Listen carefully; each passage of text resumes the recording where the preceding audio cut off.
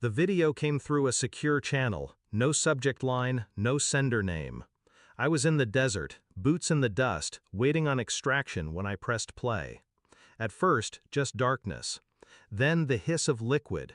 A beam of light caught their faces, her face and the man beside her, both holding red canisters.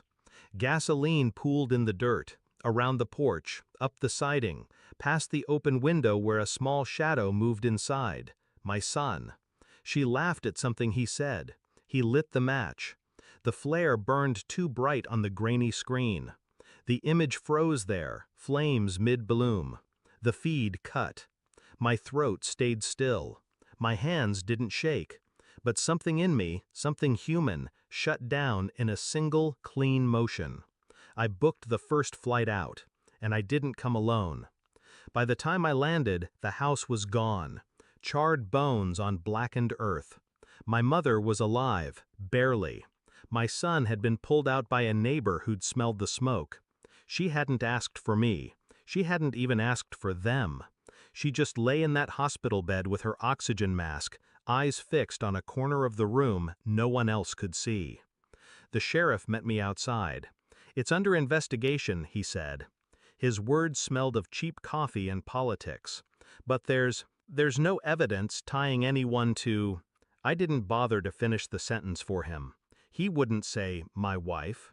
He wouldn't say, "his nephew." When I saw her, she hugged me like a wife who'd been waiting, said all the right things, asked all the right questions. Too fast. Too precise.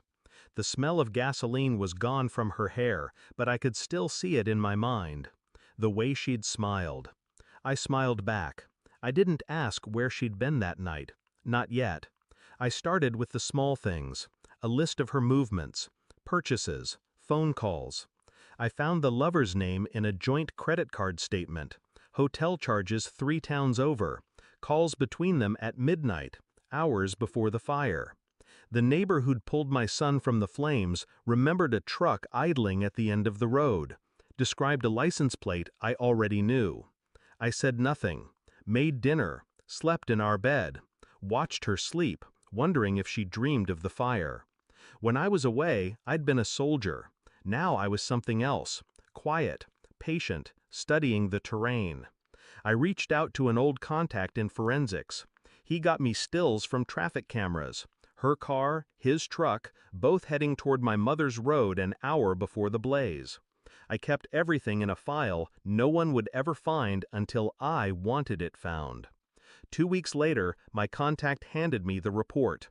Accelerant residue matched the sample from the remains of the house.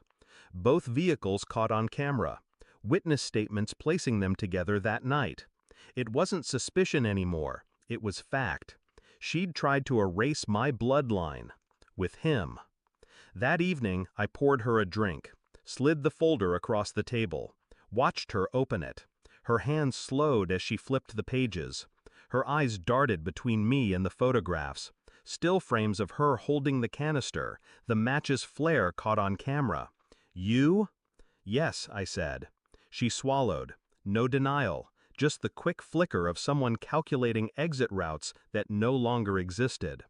"I've sent copies," I told her, "to the state fire marshal, to the insurance board, to your parents." She set the glass down. "We can—" "No." I leaned in, voice low enough to disappear in the hum of the fridge. "You won't see my son again. You won't speak his name. And when they come for you, you'll understand why I didn't call the police myself." She stared, searching for the man she'd known. He wasn't there. I told her I'd sent one more copy, to her lover's enemies. Men whose debts he'd run from. Men who'd burn more than a house to collect. Her breath caught. Not fear for him, fear for herself. Good.